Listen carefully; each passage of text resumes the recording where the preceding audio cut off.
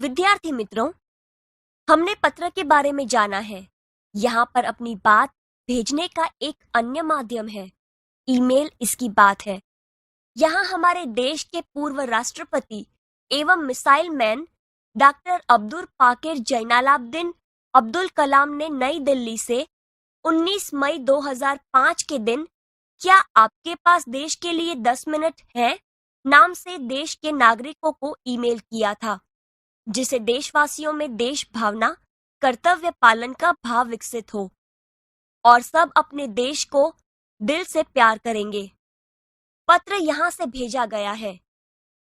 मातृछाया, ऊंची शेरी, गांव मेसपुरा, तहसील भाबर, जिला बनासकांठा, दिनांक 24/12/2011। किरण। प्रिय मित्र हर्ष, नमस्ते। मैं यहाँ सकुशल हूँ। आशा है वहाँ भी सभी सकुशल होंगे। तुम्हारा खत मिला, पढ़कर खुशी हुई। मैंने डॉक्टर अब्दुल कलाम का देशवासियों के नाम भेजा गया एक ईमेल पढ़ा, वही तुम्हारे लिए प्रेषित कर रहा हूँ। डॉक्टर कलाम अपने संदेश की शुरुआत में ही पूछते हैं, क्या आपके पास अपने देश के लिए 10 मिनट का समय है? यदि हाँ, तो इसे पढ़िए, वरना मर्जी आपकी। इसके बाद वह देश के लोगों की सोच बताते हुए कहते हैं, आप कहते हैं हमारी सरकार निकम्मी है। आप कहते हैं हमारे कानून पुराने पड़ गए। आप कहते हैं नगरपालिका कचरा नहीं उठाती। आप कहते हैं फोन काम नहीं करता। रेलवे मजाक बन गई है। एयरलाइन दुनिया में हमारी ही सबसे खराब है। चिट्ठी अपनी मंजिल तक नहीं पहुंचती। आप कहते हैं, कहते रहते हैं और कहते ही रहते हैं। आपने इस बारे में क्या किया?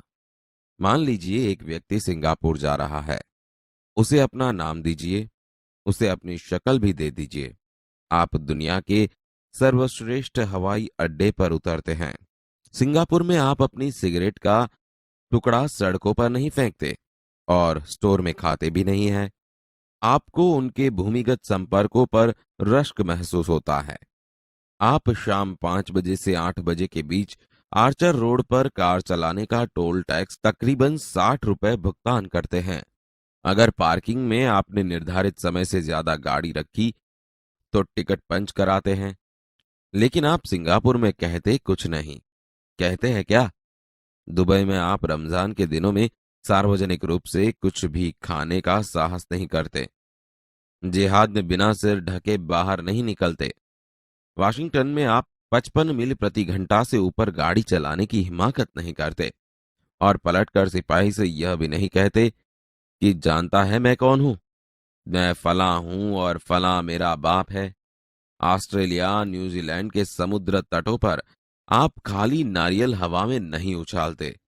टोक्यो में आप सड़कों पर पान की पीक क्यों नहीं थूकते? बॉस्टन में आप जाली योग्यता प्रमाण पत्र क्यों नहीं खरीदते? मैं आप ही के बारे में बात कर रहा हूं, सिर्फ आपके। आप दूसरे देशों की व्यवस्था का आदर और पालन कर सकते हैं, लेकिन अपनी व्यवस्था का नहीं। भारतीय धरती पर कदम रखते ही आप सिगरेट का टुकड़ा जहां तहां फेंकते हैं, कागज के पुर्जे उछालते हैं। यदि आप पराये देश में प्रशंसनीय नागरिक हो सकते हैं, तो यहां भारत में आप ऐसा क्यों नहीं बन सकते? डॉक्टर कलाम ने मुंबई के पूर्व महानगर पालिका आयुक्त पिनायकर के हवाले से कहा, अमीर लोग अपने कुत्तों को सड़कों पर घुमाने निकलते हैं और जहां तहां गंदगी बिखेर कर आ जाते हैं और फिर वही लोग सड़कों पर गंदगी के लिए प्रशासन पर दोष मढ़ते हैं। क्या वे उम्मीद करते हैं कि वे जब भी बाहर निकलेंगे तो एक अधिकारी झाड़ू लेकर उनके पीछे पीछे चलेगा और जब उनके कुत्ते को हाजत लगेगी तो वह एक कटोरा उसके पीछे लगाएगा? राष्ट्रपति ने मिसाल दी कि अमेरिका और जापान में कुत्ते के मालिक को उसकी छोड़ी हुई गंदगी साफ करनी पड़ती है।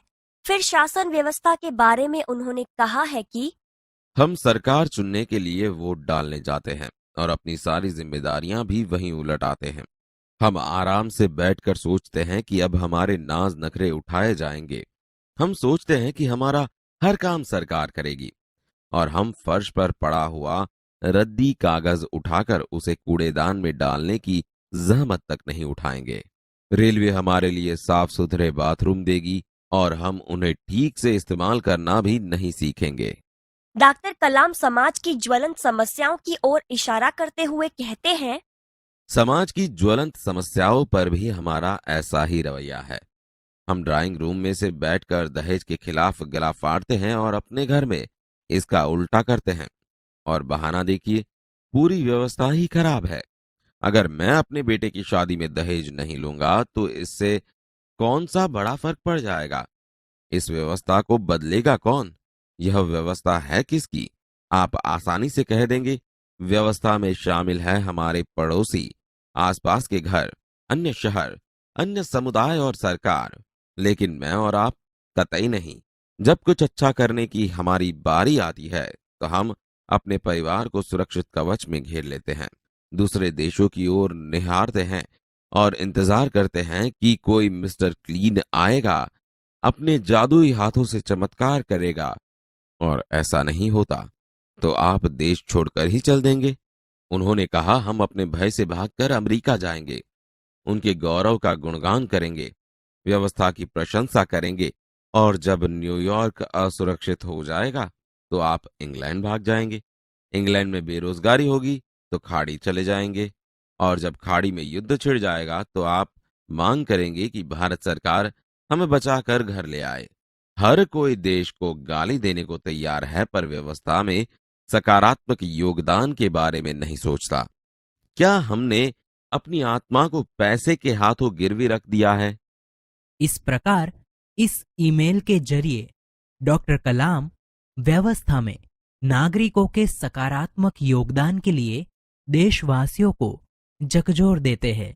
श्रेष्ठ नागरिक बनने की शुरुआत करने की अपील करते हुए संदेश में कहा गया है कि अगर आप वाकई संदेश से सहमत है तो इसे अपने 10 और साथियों को ईमेल से भेजिए। परिवार के सभी बड़ों को मेरा प्रणाम। तुम्हारा मित्र किरण।